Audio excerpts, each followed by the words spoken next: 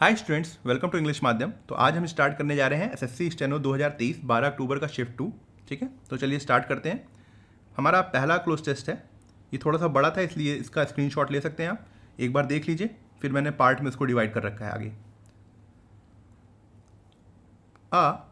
Is a type of attack in which an attacker attempts to gain access to a user sensitive information by posing as a trustworthy entity. क्या समझ में आया? कह रहा है कि एक इस तरीके का ये अटैक है जो कि अटैकर अटेम्प्ट करता है सेंसिटिव इन्फॉर्मेशन का। जो यूज़र्स हैं, जो हम लोग जो किसी भी ऐप में यूज़र्स होते हैं, उनकी सेंसिटिव इन्फॉर्मेशन को लेने की कोशिश करता है। किस तरीके से? By posing as a trustworthy entity.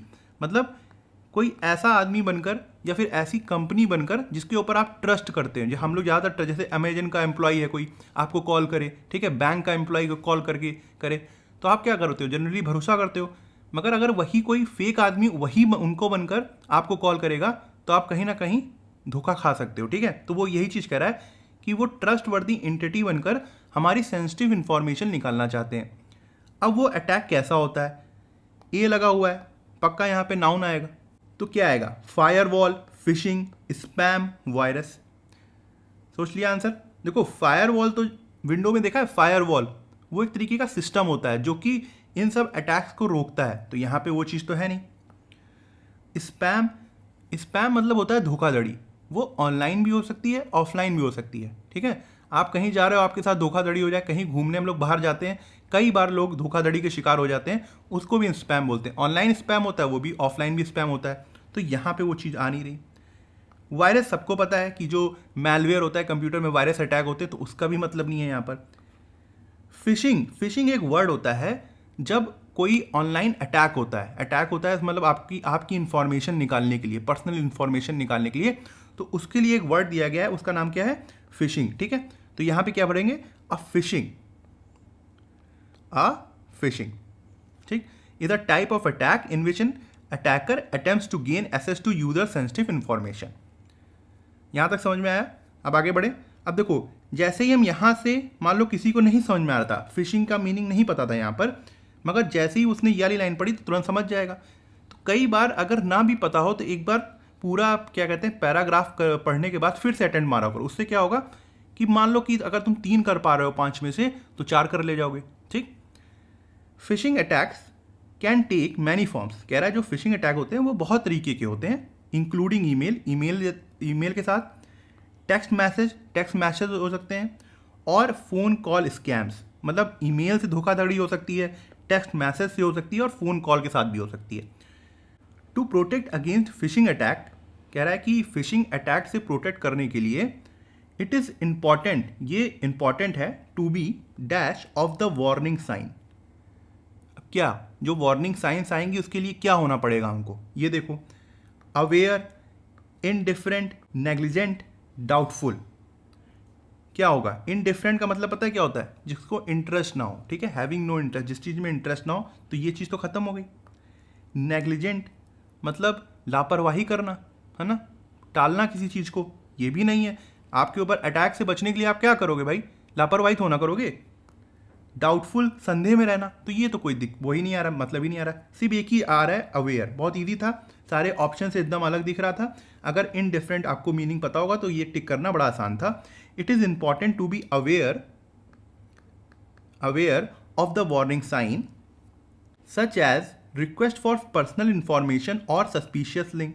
कह रहा है कि कैसी वार्निंग साइन? जैसे आपके पास रिक्वेस्ट आए पर्सनल इंफॉर्मेशन की, या फिर ऐसा कोई लिंक आए कि सर ये लिंक दबा दीजिए एक बार। तो ऐसे बहुत से फ्रॉड होते हैं। ठीक है, तो इससे हमको अवेयर रहना है, जानकार रहना है कि इस तरीके की चीज़ें समाज में हो रही हैं। अदर स्ट्रेटजीज इंक्लूड, और क्या स्ट्रेटजीज हम इंक्लूड कर सकते हैं? जैसे यूजिंग एंटी फिशिंग सॉफ्टवेयर, हम एंटी फिशिंग सॉफ्टवेयर का यूज़ कर सकते हैं। And staying up to date on the latest dash. अब बताओ क्या होगा? Bugs, vulnerabilities, patches, update. एक बात बताओ मुझे कि जब आपका मान लो कभी फ़ोन हैंग कर रहा है या कोई प्रॉब्लम आ रही है फ़ोन में, तो आप करते क्या हो? क्या करते हो? ठीक है, अब सोचो, बग्स, बग्स का मतलब क्या हो गया? जैसे किसी सॉफ्टवेयर में कोई एरर आ जाए, बग्स है। कभी सुना नहीं है ये इसमें बग्स आ गए हैं? ठीक है, सॉफ्टवेयर में, तो ये तो नहीं हो सकता। हम update to up to date किस चीज़ में रहना है हमको? देखो, वल्नरेबिलिटीज़, ये इसका मतलब होता है वीकनेस, किसी चीज़ में कोई वीकनेस है, किसी सॉफ्टवेयर में कोई सॉफ्टवेयर वल्नरेबल है, ठीक है? तो ये तो मतलब आ नहीं रहा है। पैचेस, देखो अगर कोई सॉफ्टवेयर ख़राब हो जाता है तो कंपनी क्या करती है ना, कुछ पैकेजेस भेजती है। आपके फ़ोन में अपडेट आते हैं, है ना, उसको क्या बोलते हैं पता है? जो अपडेट आते हैं उसको बोलते हैं पैचेस आए। क्यों? क्योंकि अगर कोई उसमें एरर आ रहा है सिस्टम में, तो छोटे मोटे पैकेज एक भेजकर उसको सही कर दिया जाए। पूरा सिस्टम थोड़ा ना चेंज किया जाएगा। मान लो एक छोटा सा बैग दे दिया गया जिसमें स्क्रू रखा हुआ है और वो गया उसने सही कर दिया, तो इसको बोलते हैं पैचेस। तो ये भी नहीं है। लेटेस्ट वर्जन में अपडेट्स रहना चाहिए, हमको अपडेट रहना चाहिए, ठीक है? हमारे सॉफ्टवेयर अपडेट होने चाहिए, हमारा सिस्टम अपडेट होना चाहिए, एंटीवायरस जो है, एंटी फिशिंग सॉफ्टवेयर जो है वो अपडेट होने चाहिए। क्यों?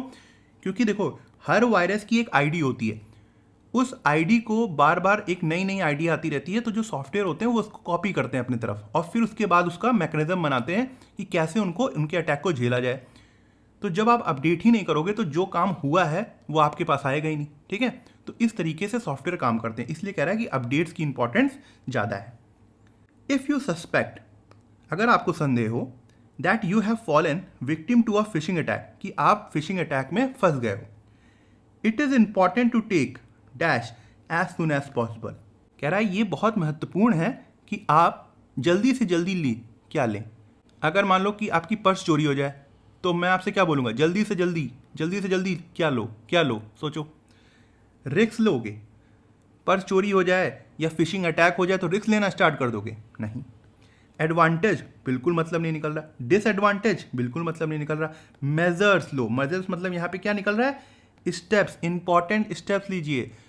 क्राइम ब्रांच के पास जाइए, वहाँ शिकायत करिए, पुलिस में FIR कराइए, हर चीज़। ये कह रहा है कि इंपॉर्टेंट मेजर्स लीजिए अगर आप फिशिंग अटैक में कि विक्टिम हो गए, आप उसके शिकार में फंस गए, ठीक है? Despite the risk associated with fishing, कह रहा है कि जो रिस्क जुड़े होते हैं किससे? फिशिंग से। मतलब आपके पास फेक कॉल आ जाएगी या फेक इमेजेस आ जाए, मेल आ जाएगा या फिर फेक मैसेजेस आ जाएंगे। उसके बावजूद भी इतना बताया जा रहा है और उसके साथ बहुत सारा रिस्क है, उसके बावजूद भी लोग लिंक में क्लिक करते हैं, फ़ोन उठाते हैं, ठीक है? कभी कभी लालच कारण होता है, कभी कभी उनकी मतलब वो बहुत ज़्यादा मासूम होते हैं, उनको नहीं पता होता है। Many people continue to fall prey to these scams, कह रहा है कि बहुत से लोग जो हैं वो इसका शिकार बनते ही बनते हैं। फिर यहाँ पे कॉमा आया, फिर कह रहा है अंडरस्कोरिंग द इंपॉर्टेंस ऑफ अंडरस्कोर। देखो जब हम लोग किसी चीज़ को अंडरस्कोर करते हैं तो उसकी इंपॉर्टेंस ज़्यादा होती है ना, इसीलिए अंडरस्कोर करते हैं। तो कह रहा है कि ये बहुत इंपॉर्टेंट है, स्कोरिंग द इंपॉर्टेंस ऑफ क्या? And caution when using the internet. हम ये बहुत ज़्यादा इंपॉर्टेंट है कि हम कॉशियस रहें, सावधान रहें जब हम इंटरनेट को यूज़ कर रहे हैं। उसके साथ उसने एंड में एक और शब्द पूछा है, यहाँ पे देखो ऑफ है, प्रीपोजिशनल ऑब्जेक्ट, ये भी प्रीपोजिशनल ऑब्जेक्ट, तो यहाँ पे क्या आएगी? नाउन आएगी। तो अब बताओ ससेप्टिज्म, विजिलेंस, कॉम्प्लेसेंसी, क्यूरियोसिटी, क्या आएगा इसमें?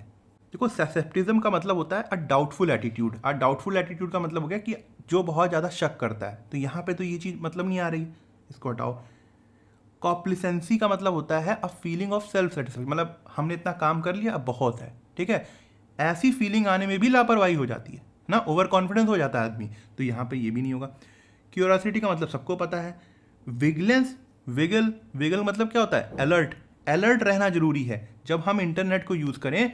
कॉशियस, सावधान, और साथ ही साथ अलर्ट रहना जरूरी है, तो यहाँ पे क्या होगा? विजिलेंस। ये नाउन भी है और इस ऑफ की प्रीपोजिशनल ऑब्जेक्ट भी है, ठीक है? तो अब सेकेंड क्लोज टेस्ट स्टार्ट करते हैं। अ man is not bad dash birth but circumstances make him bad.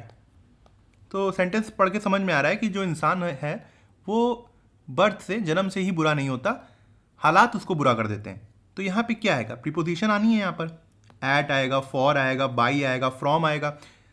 मेरी पिछली क्लास में मैंने एट के बारे में काफ़ी डिटेल में बताया था कि ये स्पेसिफिक टाइम, स्पेसिफिक प्लेस के लिए आता है, ठीक है? फॉर जो है वो बेनिफिट के लिए आ गया, ड्यूरेशन के लिए आ गया, या पर्पस के लिए आ गया। तो यहाँ पे वो चीज़ नहीं दिखा रहा है। बची बात फ्रॉम की और बाई की। देखो फ्रॉम से मतलब निकलता है ना, से हिंदी मीनिंग होता है I a man is not bad from birth. तो ये सही लग रहा है बोलने में, मगर दिक्कत क्या है कि बाई बर्थ होगा। क्यों? क्योंकि एक स्टैंडर्ड एक्सप्रेशन बोल दो इसको कि बर्थ के साथ हमेशा बाई आता है। जैसे अगर मैं लिखूं he is Indian by birth, ठीक है, अब फ्रॉम बर्थ नहीं, बाई बर्थ। तो ये चीज़ थोड़ा सा दिमाग में रखने वाली चीज़ है। He was a kind man. अब ये क्लोज टेस्ट है, कोई पूरा हम लोग के पास ऐसे तो लिखा नहीं हुआ है कि सब कुछ चीज़ पर डिटेल में पता होगी। अब कोई इंसान होगा उसके बारे में बात कर रहा है। He was a kind man, वो एक अच्छा इंसान था। And wanted to join a, और वो ज्वाइन करना चाहता था क्या, सर्कस। अब उसने पूरा मतलब ही यहाँ चेंज हो गया कि हम लोग क्या सोचे कि वो क्या सर्कस ज्वाइन करना चाहता था। अब देखो, rescuing, travelling, furnishing, tour. Rescuing मतलब बचाना, तो यहाँ पे ये चीज़ नहीं आ रही। ट्रैवलिंग देखते हैं, फर्निशिंग, फर्निशिंग का मतलब होता है जब आप अपने घर में सोफ़ा और मेज और अच्छी अच्छी चीज़ें को अपने यहाँ फर्निश करते हैं डेकोरेट करने के लिए, तो ये भी मीनिंग नहीं आ रहा। टूर का मतलब जर्नी होता है, to join a tour circus, ये भी नहीं आएगा। यहाँ पे आर्टिकल लगा है तो यहाँ पे एक नाउन आना चाहिए, या जेरेंड ले लो। तो ट्रैवलिंग यहाँ पे क्या है, जेरेंड है, और सर्कस ये क्या है, जेरेंड का ऑब्जेक्ट है। Travelling, travelling circus, travelling circus का मतलब समझ रहे हो क्या होता है। आपने देखा कि सर्कस जो है वो सिटी टू सिटी इधर से उधर जाते रहते हैं, ठीक है। यहाँ पे कभी होगा प्रोग्राम, कभी यहाँ प्रोग्राम होगा, कभी यहाँ प्रोग्राम होगा। तो वो कह रहा है कि वो जिंदगी का सर्कस ज्वाइन करना चाहता था, हर जगह जाना चाहता था, हर जगह घूमना चाहता था, हर जगह नई चीज़ें देखना चाहता था। इस तरीके से मतलब निकल रहा है। He wanted to join a travelling circus. जैसे सर्कस एक जगह से इधर उधर होने लगते हैं, वैसे ही वो अपनी ज़िंदगी में भी उसी तरीके से हर जगह जाना चाहता था, ठीक है। तो समझ में आया यहाँ तक। हिज एम्बिशन, जो उसका गोल था, वॉज नॉट फुलफिल्ड, वो पूरा नहीं हुआ। Dash his parents didn't agree. अब ये बात समझ में आ गई कि उसका गोल क्यों नहीं पूरा हुआ, क्योंकि उसके जो पेरेंट्स थे, जो उसके माता पिता थे, वो उस चीज़ से एग्री नहीं किए। वो नहीं चाहते थे कि उनका लड़का इधर उधर हर जगह घूमता फिरे, ठीक है। वो चाहते थे भाई या तो तुम नौकरी ले लो या फिर मेरे पास रहो। अब यहाँ पे ये है कंजंक्शन, वाइल, एज, दस, एनी तो कंजंक्शन नहीं है। तो ये बताओ ये है क्या, दस भी कंजंक्शन नहीं है। तो अब देखो, his ambition was not fulfilled, ये क्या हो गया, एक क्लॉज हो गया, सब्जेक्ट भी है, वर्ब भी है। हिज पेरेंट्स डिडेंट एग्री, ये भी क्या है, एक क्लॉज है, सब्जेक्ट भी है, वर्ब भी है, ठीक है। जब दो क्लॉजेज हैं तो अब जोड़ने के लिए क्या चाहिए, ठीक है। और एक चीज़ और, his ambition was not fulfilled, उसकी जो गोल थे वो पूरे नहीं हो पाए थे, ये मेन क्लॉज हो गया। क्यों, क्योंकि इसकी मीनिंग निकल रही है ना पूरी। अगर मैं आपसे सिर्फ इतना बोलूँ कि उसके पेरेंट्स एग्री नहीं थे, तो अब तुरंत तुम्हारे पास सवाल आएगा कि किस चीज़ में एग्री नहीं थे सर, किस चीज़ में एग्री नहीं थे, है ना। तो अब क्या मतलब, इसका मतलब ये होगा कि सेंटेंस पूरा मीनिंग नहीं बना रहा है, तो ये डिपेंडेंट क्लॉज हो गया। और ये his ambition was not fulfilled, ये क्या हो गया, मेन क्लॉज हो गया, क्योंकि पूरा मीनिंग बना रहा है। अब ये बताओ कि मेन क्लॉज को डिपेंडेंट क्लॉज से जोड़ने के लिए किस तरीके का कंजंक्शन यूज होता है, ठीक है। अब पहले एक चीज़ देख लो, आज सिर्फ कोऑर्डिनेटिंग कंजंक्शन के बारे में देखते हैं। कोऑर्डिनेटिंग कंजंक्शन क्या होते हैं, फैन बॉयज, ये ट्रिक है, बहुत ही ज़्यादा मशहूर है, हर जगह दी रहती है। फैन से, एफ से फॉर, ए से एंड, एन से नॉर, ऐसे ही सब होता है, ठीक है। अब इनका काम क्या होता है, ये दो तरीके इक्वल पार्ट्स ऑफ सेंटेंस को कनेक्ट करते हैं। जैसे अगर वर्ड से वर्ड कनेक्ट करेंगे, फ्रेजेस को फ्रेजेस से कनेक्ट करेंगे, और इंडिपेंडेंट, इस देखो यहाँ पे रेड से लिखा है मैंने, इंडिपेंडेंट क्लॉजेस को, इंडिपेंडेंट क्लॉज मतलब मेन क्लॉज जो कि अपना मीनिंग दे सके, उनको जोड़ते हैं, ठीक है। मेन क्लॉज को डिपेंडेंट क्लॉज से नहीं जोड़ेंगे, ये डिपेंडेंट क्लॉज को नहीं जोड़ते, ये इंडिपेंडेंट दो मेन क्लॉज को जोड़ते हैं। जैसे फॉर, ये क्या दिखाता है, रीजन दिखाता है। जैसे बिकॉज, जब कंजंक्शन, एक तो फॉर क्या कहते हैं, प्रीपोजिशन की तरह यूज होता है, मगर जब फॉर कंजंक्शन की तरह यूज होता है तो उसका मीनिंग निकलता है बिकॉज। अब ये यूज नहीं होता, बहुत ट्रेडिशनल ग्रामर में यूज होता है, अब नहीं होता। एंड इंफॉर्मेशन ऐड करता है, ठीक है। ऐसे ही आप इसको देख लो एक बार, ये जो क्या क्या लिखा हुआ है, ठीक है, और आप समझ में आ जाएगा। जैसे बट हो गया, कंट्रास्ट दिखाता है, येट जो है वो कंट्रास्ट दिखाता है। अब इसको देखो, शी वॉज टायर्ड, वो थकी हुई थी, एक कॉमा लगा, सो शी स्लेप्ट अर्ली, इसलिए वो जल्दी सो गई। अब यहाँ पर क्या है कि देखो, ये एक इंडिपेंडेंट क्लॉज है, ये एक इंडिपेंडेंट क्लॉज है। अगर मैं आपसे बोलूँ वो थकी हुई थी, तो अच्छा, तो आप समझ जाओगे हाँ थकी हुई थी। फिर मैं आपसे बोलूँ थोड़ी देर बाद कि वो सो गई थी, तो आप बोलोगे ठीक है सो गई होगी, मगर दोनों ही मीनिंग निकाल रहे हैं ना। अब इन दो इंडिपेंडेंट क्लॉज को कैसे जोड़ा जाए साथ में, तो एक क्या लगा दिया, कोऑर्डिनेटिंग कंजंक्शन लगा दिया। कोऑर्डिनेटिंग कंजंक्शन की पहचान क्या होती है, देखो ये कॉमा लगा हुआ है, सेपरेटर बोलते हैं इसको, तो ये यहाँ पे लगा रहता है, ठीक है। अब ये हो गया कोऑर्डिनेटिंग कंजंक्शन। एक होता है सबऑर्डिनेटिंग कंजंक्शन, ठीक है, जैसे वाइल हो गया, बिकॉज हो गया, एज हो गया, और भी होते हैं। वो कभी और बात करेंगे डिटेल में उसमें। तो वो क्या करते हैं, वो करते क्या हैं कि मेन क्लॉज क्या हो गया, क्लॉज क्या होते हैं जिसमें सब्जेक्ट और वर्ब होते हैं, ठीक है, मतलब सब्जेक्ट भी होगा, वर्ब भी होगा, पूरा सेंटेंस होगा। Independent clause sorry dependent clause को मेन क्लॉज से जोड़ते हैं। किताबों में आपको सब ऑर्डिनेट क्लॉज भी मिल जाएगा, इसको बोलते हैं, ठीक है। अब डिपेंडेंट क्लॉज को क्या बोलते हैं, सब ऑर्डिनेट क्लॉज बोलते हैं, इसीलिए इनको जोड़ने के लिए क्या चाहिए, सब ऑर्डिनेटिंग कंजंक्शन चाहिए, ठीक।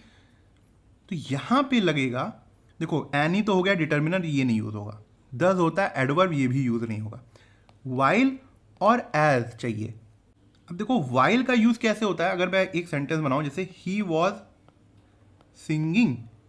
Singing while I was cooking, जब वो गा रही थी तब मैं खाना बना रहा था, तो एक तरीके से टाइम को रिलेट करने के लिए होता है। या फिर आई लाइक टी वाइल, जबकि वाला मीनिंग भी आता है। शी प्रेफर्स कॉफी, ठीक है। इस तरीके से वाइल का मतलब एज यहाँ पे एज अ रीजन शो करता है कि उसके एम्बिशन फुलफिल्ड क्यों नहीं हुए, क्योंकि उसके माता पिता एग्री नहीं करते थे, ठीक है। इसलिए यहां पे क्या यूज होगा, एज यूज होगा। His ambition was not fulfilled as his parents didn't agree, he held his family and society. अब बताओ, जब किसी इंसान के गोल पूरे नहीं होंगे, वो फ्रस्ट्रेट हो चुका होगा, वो क्या करेगा उस समय, गुस्सा करेगा, ठीक है। अब देखते हैं, अबाइडिंग, रेस्पॉन्सिबल, राइटियस, नोटवर्दी। अब बताओ क्या होगा। देखो अबाइडिंग का मतलब होता है, मतलब जो चीज़ परमानेंट हो, ठीक है, जो चीज़ परमानेंट हो। अब लोग सोचेंगे सर अबाइड का मतलब तो होता है कि वो लॉ को फॉलो करना, भाई वो होता है अबाइड बाई, ठीक है, उसका मतलब होता है टू ओबे अ लॉ। तो ये अबाइडिंग अलग है और ये अबाइड बाई अलग है। रेस्पॉन्सिबल काफ़ी कंटेस्ट से मैच कर रहा है कि वो अपने माता पिता और सोसाइटी को ही जिम्मेदार मानता है। राइटियस का मतलब हो गया कि भाई मॉरल काम, जो कि न्याय संगत हो, ठीक है, अच्छे काम, फेयर काम, तो ये नहीं होगा। नोटवर्दी मतलब किसी चीज़ की इंपॉर्टेंस होना, कि कोई चीज़ नोटवर्दी लायक है, उसकी वैल्यू है, आपने कोई काम किया है तो वो नोटवर्दी है। जैसे मैं बोलूँ she made a noteworthy contribution to the project, मतलब उसने काफ़ी नोटवर्दी मतलब काफ़ी नोट करने लायक है, इतना ज़्यादा कंट्रीब्यूट किया प्रोजेक्ट में कि उसकी इंपॉर्टेंस बहुत है। तो यहाँ पर ये मीनिंग नहीं आएगा, मॉरल वाला भी मीनिंग नहीं आ रहा है, अबाइडिंग वाला भी, तो रेस्पॉन्सिबल सबसे बेस्ट लग रहा है, ठीक है। अब बात करते हैं एक ट्रिक की, कि मान लो अब आपको अबाइडिंग नहीं पता, राइटियस नहीं पता, नोटवर्दी नहीं पता, तो आप क्या करोगे। देखो कभी कभार तो एकदम दूर से देखने में लग जाता है कि यार यही होगा, है ना, तो ऐसे में टिक मारा करो, ठीक। अगर आपको लग रहा है कि ये होगा ही होगा, तो ऐसे में टिक मारा करो। क्या करना है, इससे मॉक में ऐसा ट्राई करना, ठीक है। अगर 5 में से 3 भी सही हो गए तो क्या दिक्कत है, ठीक है, 2 गलत हो जाने दो, फिर भी एडवांटेज में। तो इस तरीके से सोचना चाहिए जब हम ऑब्जेक्टिव पेपर को अटेम्प्ट कर रहे हैं। हमेशा जरूरी नहीं है कि आपको हमेशा हर चीज़ आएगी, आपको थोड़ा सा डिप्लोमेटिक भी होना होगा, किसके साथ, पेपर के साथ। ही held his family and society responsible for the frustration of his dream, therefore he became dash with everyone। मतलब वो सबको जिम्मेदार ठहराता था अपनी फ्रस्ट्रेशन, जो उसकी ड्रीम्स पूरी नहीं हो पाई थी, इसी वजह से therefore he became, क्या बन गया वो, सोशलेबल, अलूफ, इनिमिकल, अमीएबल। आप लोग ने किसने किसने भाई ये एमिएबल तो बहुत बार पढ़ा होगा, इनिमिकल तो बहुत बार पढ़ा होगा, अलूफ भी बहुत बार पढ़ा होगा, और सोशलेबल भी बहुत बहुत आसान है अगर आप डेली पढ़ रहे हो वो कैप। तो एमिएबल का मतलब होता है फ्रेंडली, वो अभी सबको क्या कहते हैं, जिम्मेदार ठहरा रहा था, और अब क्या कहते हैं, फ्रेंडली हो सकता है, नहीं। इनिमिकल का मतलब होता है अनफ्रेंडली, हाँ काफ़ी आ रहा है यहाँ पे, therefore he became unfriendly with everyone.